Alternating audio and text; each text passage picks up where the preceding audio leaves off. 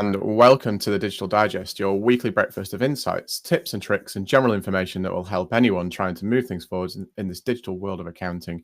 Uh, Today, I'm joined by Sam King from XFE and Thorn Widgery, and I'm delighted to say that we're going to be talking about sort of the education sector. It's going to be a bit of a deep dive into the challenges that sector faces, and talk about obviously the technology, but also the process changes and people changes that we see in those kinds of establishments. And of course, as always, it's brought to you by the Digital Disruptors. Always interested in talking about the accounting space.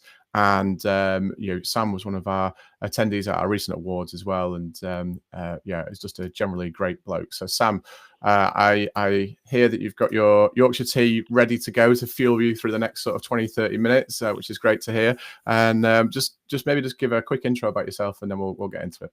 Yeah, so thank you, John. So those who don't know me, I'm Sam, who heads up all things at XFE, so Xero for Education. We've been working in the education sector for the last 5 or 6 years on digital transformation within the sector. Widely, I also help other firms of accountants and ourselves internally to get as efficient and as streamlined as we can. So as well as looking at specific sectors, we do look broad brush as well.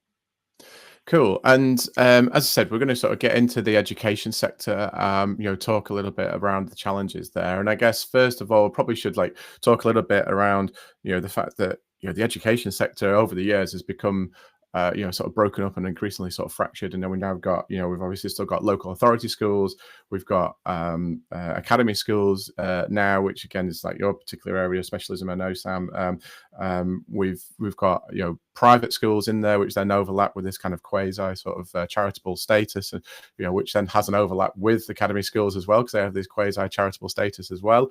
And then we've got sort of higher and further education establishments, which sort of schools and colleges, colleges and universities, and all of them have sort of slightly different needs, different types of intakes, different types of levels of sophistication, I would say as well.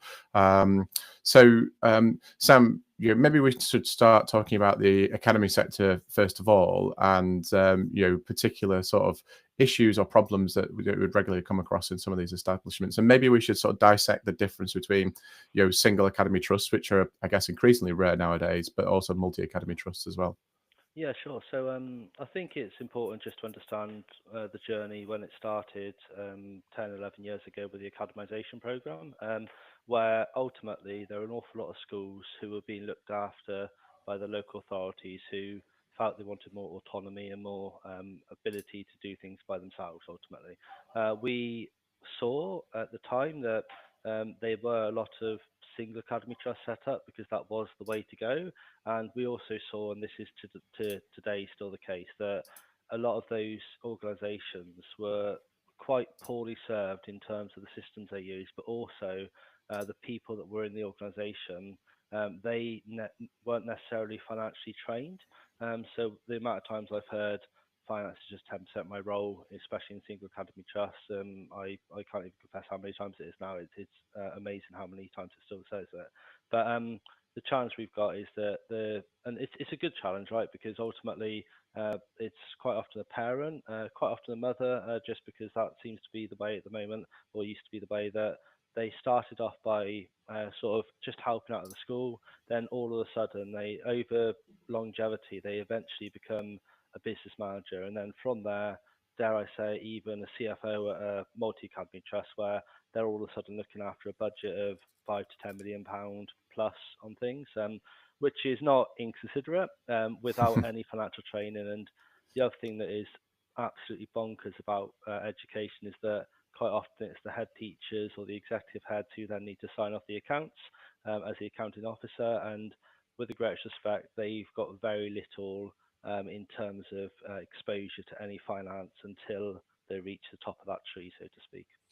Yeah, I'd completely agree with that, and certainly, my experience when I was working, I guess, on the audit side, was that multi academy trusts tended to be your preference because from a sort of financial education point of view, the teams that you're dealing with were usually a little bit better, and certainly small single academy trusts, particularly I think primary schools, were really challenging to deal with because quite often it was sort of the without being sort of too stereotypical, it's quite often the lady who was sat in reception who would welcome all the kids and maybe deal with the queries from parents who suddenly became the bursar, the finance manager, the person that organised the insurance for the school and all these other things which dropped from being dealt with by the local authority straight into the school's basket, and quite often they were wholly unprepared for that kind of change in sort of title and requirements and job spec. And we'd see accounts which were just prepared on a cash basis, and then we'd have to go through this really difficult, painful process of getting it into Yeah. an accruals basis and then starting the audit, and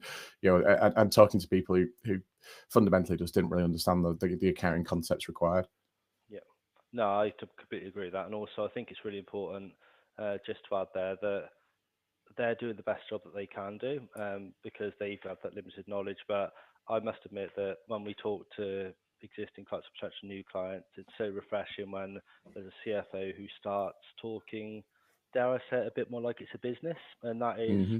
a very grey line in terms of whether you want to go down the route of saying it is a business, but on the face of it, it is a business. And I think that schools need to understand that that bottom line is still important, without trying to maybe detract from all the good things in education. Yeah, absolutely. And I think as difficult as that line is to kind of like draw in the sand and make sure you stay on the right side of it in terms of like being a business, like you say, Sam, in terms of utilizing public funds for the benefit of the school and the education of the pupils, but also making sure that then you do deliver that high quality education, which of course is the whole reason that academy schools were created in the first place. It is very challenging, and again, you can understand why it's challenging because these schools inherit all sorts of weird things, right? That academization process that you talked about, which I quite like that word. But it's all of a sudden you're going from being a school that sort of runs a relatively small budget to suddenly having usually a fairly substantial property on the books, which is transferred at a value that takes Yeah, forever to kind of generally get agreed. But then you also inherit things like the pension scheme deficits and stuff, which then get brought across, and those chop and change every few years when the valuations get redone, and that's complicated in its own right to kind of get your head around because it's really just an accounting number rather than anything else. Plus then getting on top of these wide ranging budgets. But I guess what else is it that you see from we talked about the sort of the people challenges, I guess, that we would see in these organizations, but what about sort of the process changes and the change management stuff? Because I think one of the things also, and I'm going to be sort of mildly controversial here, but one of the things that I saw in the academy school system, certainly in the early days, was that as far as I was concerned, software vendors were taking advantage of schools in the market by delivering what I thought was pretty average software, locking them into typically very long, contracts. 3 years was not unusual, sometimes longer. And really, the schools themselves were a victim of that circumstance because they didn't really know how to appraise software. And so I think it quite often came down to the fact that it was like, right, we're going through the academy process. We're going to be in academy from, I don't know, the 1st of March, and we've got to go out and get some software. Let's go quick, and we'll just either Google it or just find the first thing that we can come across. yeah. So it's if you think you're being controversial saying it, I think I'll hold my tongue with what I might say on that. But ultimately, I think you're right. Is systems, there are certain what I describe as legacy born and bred education systems that we're now getting a new breed. So what we're doing at XFE, what the implicit guys are doing, what Sage Intact are doing, we're getting a new breed now of systems who are actually not just challenging, but we're often the three systems that people are looking at now within the Hmm. sector. And I think it's fair to say that it's no different to outside of the education sector where Sage Line 50 was king and it kind of rested on its laurels. Then Xero came along and swept off his feet to some degree. Education is still, so I'm still talking to a lot of prospects who they've got server-based systems that they genuinely now are built in the 90s, and I'm not exaggerating that. So when we start talking cloud and true cloud and browser-based, we also start showing things like bank feeds, and they honestly think that I'm a wizard when I show them a bank feed. And when that's the first 5 minutes of a demonstration, then and bear in mind, quite often you still demonstrate to somebody who hasn't had that exposure to this or Mm, singing or dancing sort of world that we live in, I guess. It's actually quite sobering for them because they can't believe things. And then when you get onto the other bolt on, so the OCR technology that's out there, so we use Planergy, Dex to sometimes use Approval Max, all those bits that you start looking and going, wow, like they're not even used to the fact that you can scan something, and you can see the fear in their eyes as well to say, geez, this means I'm going to have to make hard decisions on my efficiencies here. So who am I going to kind of initially think about who's going to lose their job, but actually I say who's going to be redeployed into something that's probably value add there. I completely agree, and for what it's worth, Sam, I think you could probably rock a pointy hat and a cape and stuff with a wand. So Yeah. I think you should definitely embrace that wizard metaphor. Absolutely, but I mean, I think again, from what it's worth, from my experience, is like quite often these people who are in the finance roles are completely run off their feet with these systems, and and so anything that they can do to improve their sort of quality of life from an efficiency point of view is really welcome. And I'm actually quite surprised that you still hear that kind of like, oh, we're going to end up losing someone from the team. And whereas I think, yeah, like I say, my experience is like certainly there's like, oh, we welcome anything that means that it makes my job a little bit easier. Yeah, I just to kind of summarize that, I talk to people and it actually resonates an awful lot to say actually you can work within the 9 till 5 rather than a 5 till 9 sort of environment. And it sounds really cheesy to say, but we've got one trust manager, 7 school trust, and she was using a legacy software, and it was taking her a week to do all of the management reporting. Now she's now using Fathom, and it takes her about 2 hours to do all the commentary, everything there, and then she's got the rest of the week if she wants to use it to actually look at the numbers and present it and all those bits. So Hmm. there, we're actually we as in the systems that are now embracing the technology are making a huge difference to the sector because those people can actually go home and have their life as well as doing their day job. Yeah, yeah, I know. I completely agree. And I guess you touched on a few of the systems that you start to implement in sort of OCR and the reporting and things. But maybe we could take a little bit more of a deeper dive into sort of what you see are the key components that schools, or education establishments really require, because that they are, certainly academy schools are quite regulated, but then also private schools, which tend to be charities, they tend to have these oversight boards, whether it's trustees, etc. And so that it does mean that they tend to go sometimes a little OTT with controls and stuff, and so they've got to be able to have good quality procedures and systems in place, don't they, to kind of manage these things. Yeah, so slightly biased. I think you need an excellent ledger product to start off with. So for us, and I know other systems, you'll put the ledger product as the heart of the whole process. And the key thing then is so that'll cover your bank rec, might cover your invoicing, will cover maybe some of the initial reporting within the Hmm. system. But then I'm a firm believer that one of the biggest areas to focus on is the purchase to pay side of things. So I say purchase to pay or spend management, depending on how you look upon it.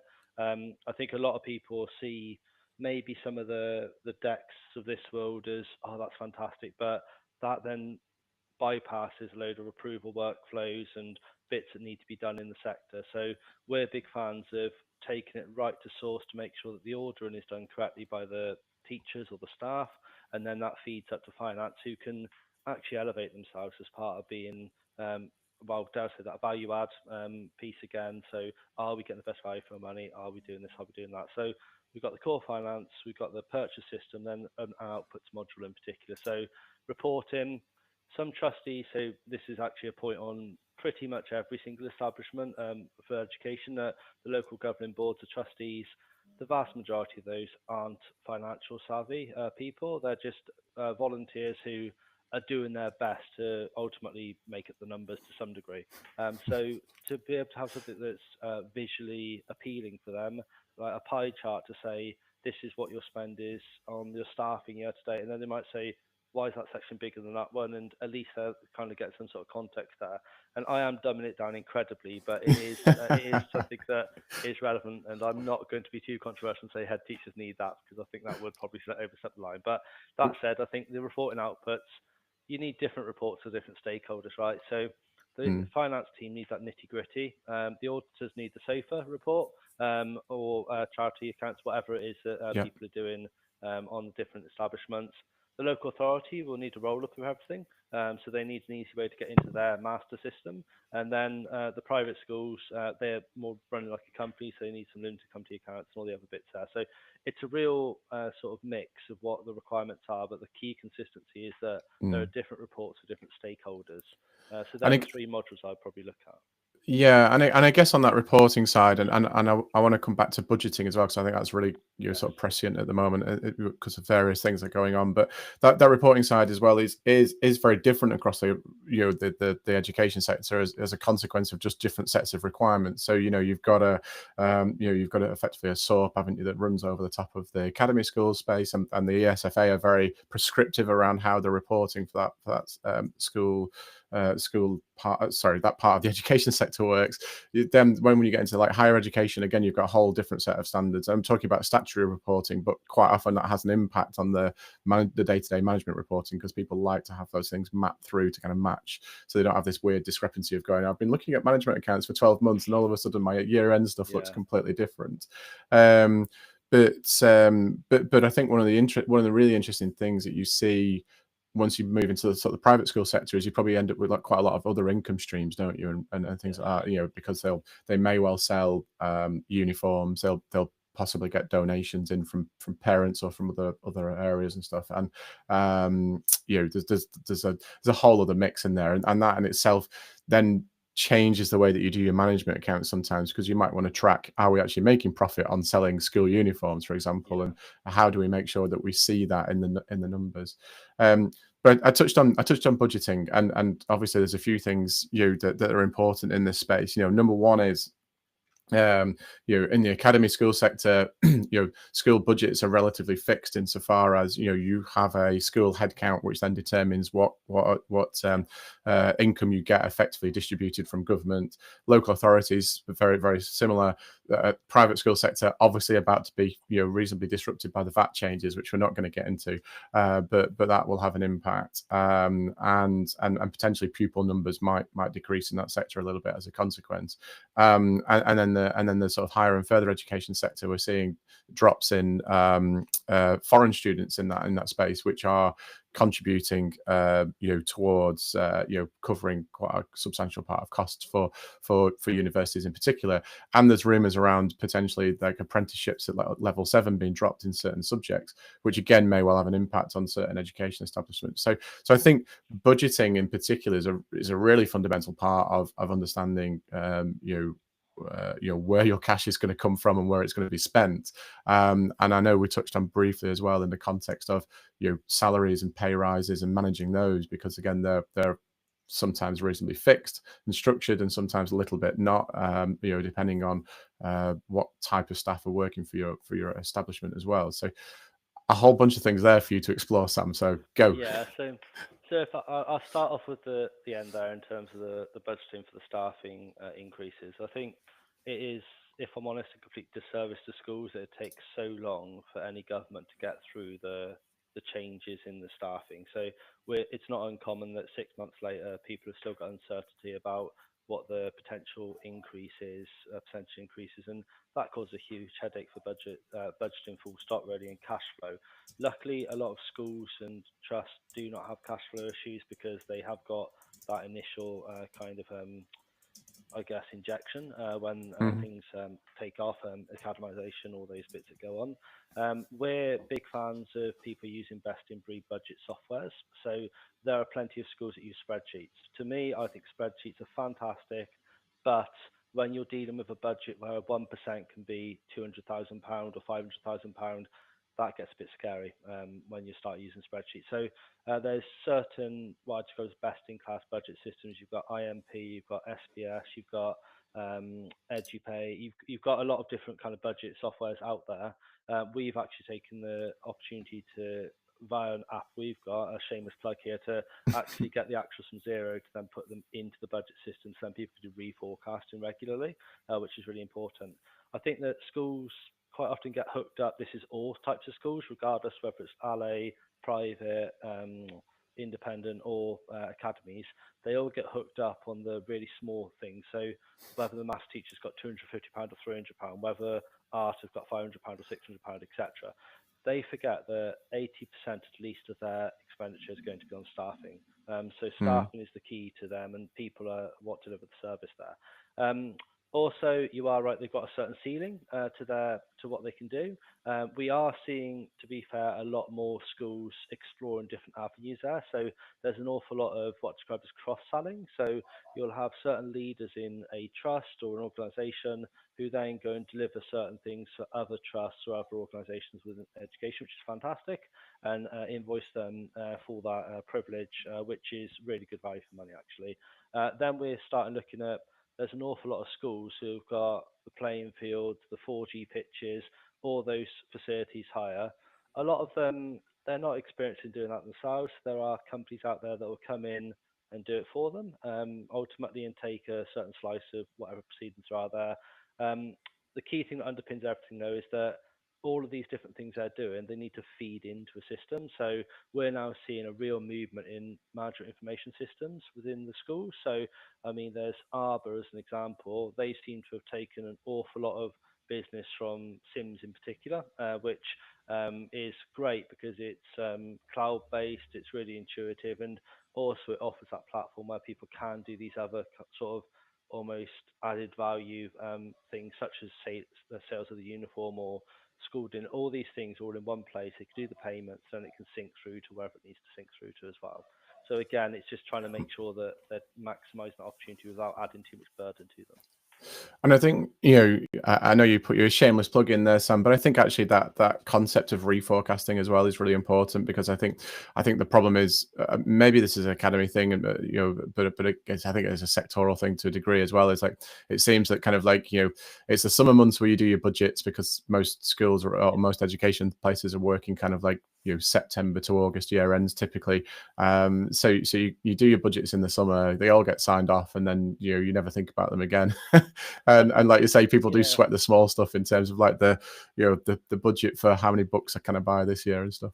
yeah. I think it's also just extending that the legislation says that people have to have submitted budget for the next year about 2 or 3 months before that year even starts, which I understand. But then come September, October, so right now, so many trusts and schools are now reforecasting because they are getting to grips with what that pay change might be. So a Hmm. lot of them might say, right, we're assuming a 3% increase on income, 5% on staffing, and they'll do some modelling and say, geez, we can't quite submit that because that's going to be a huge deficit. So we'll submit this and that and just hope for the best to some degree, which sounds really bad. But I think also the other thing is that there is still an awful lot of people in just not for profits. Obviously, education is predominantly not for profit, right?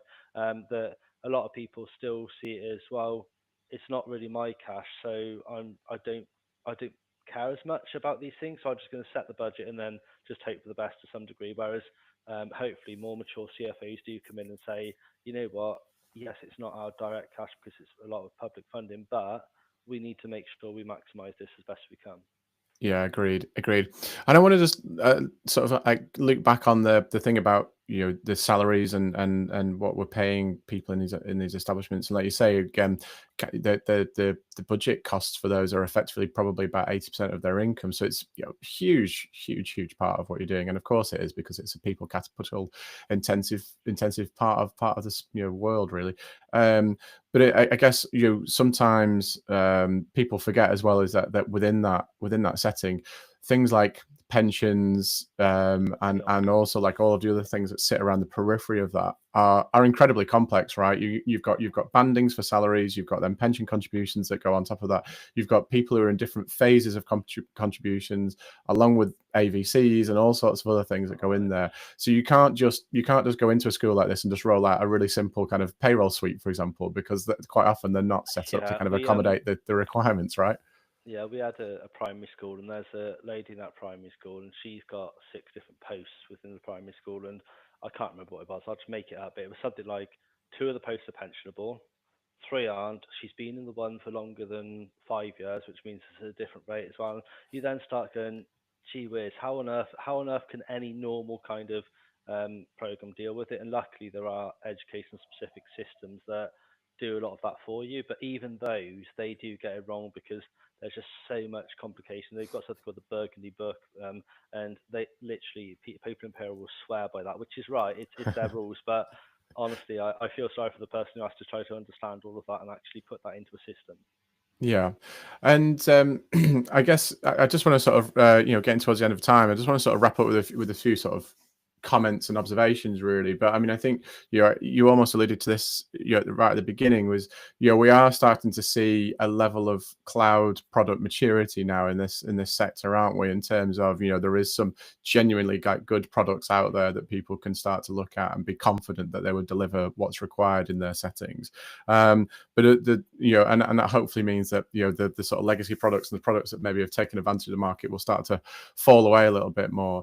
And I guess as a consequence of that, we're starting to see as well more and more integration between some of these products, because like you said, there's there's still a reasonable amount of disconnect between some of these things. So budgeting software could be a little bit tighter with the accounting software, for example. Payroll software, again, you want it as tight as possible with the accounting software, so you're not having to do manual journals or cross postings across lots of different things. But also we started to see the government actually understand that the technology needs to be improved, and from going back to the academy thing in particular, like academies, the reporting requirements to them are a little bit bonkers, aren't they? Because they've got to do their year-end accounts, which happen in August, and get them filed by the end of December. But then they've also got the annual return. Is it the annual return? Annual tax return, yeah. Yeah, the annual return, and that's got to be done, in January, the accounts return, and then they've got other like interim reporting as well. And quite often, quite a lot of that have been manual and been submitting through an online portal. But there's a mix of accounting and non-financial data that you've got to collate there. But that's started to open up now, hasn't it, to make it a little bit easier? Yeah, so the DfE have really put some focus on the annual accounts return in particular. That normally traditionally takes about a day to fill out. So the systems like ourselves, for example, we've now connected into the DfE, so people can click the button, it populates. I think it's about 88% of the form, because as you said, there's non-financials that still need to go somewhere. But that's a huge time saver. It's a time saver for the schools, but also a huge time saver for auditors as well, which is really important. Just to nod there, because auditors, as you know, John, at this time of year, I don't want to talk to my audit team right now because they are so deep in academy audits, it's ridiculous. And I think that everybody feels that pinch until probably December, and then there's that sting in the tail about now we've got to do all these sort of annual accounts returns. So it's just one welcome addition. There's also the budget forecast return that going forwards, there is talk that the DfE will try to open that up for the automation. So we're really keen to see whether that can actually be automated, because again, that's a huge time burden on predominantly our clients, and the ability for them to get that information from A to B seamlessly is great. And those who have no idea what I'm talking about, it's basically like VAT returns, but for schools, I guess, is the easiest way of putting it. Yeah, I remember those returns, and they're not fun. They're not fun to deal with, but there we go. Anyway, Sam, I think that feels like a really great place to wrap up. And thank you, of course, for your time and your insights. It's always incredibly valuable. Hopefully, for anyone that's been watching, the episode has been really valuable as well, and you've taken some insights from Sam's expertise in this market. And there is so much opportunity, isn't there, still out there, that there's tons that we can do. As always, just a reminder that this is brought to you by the Digital Disruptors. If you want to ensure you catch future episodes, please subscribe to our YouTube channel. Make sure that you look out for the release every Thursday morning, and we'll be doing another one of these next week. So there we go. Thank you very much. Awesome. Well, okay. All good.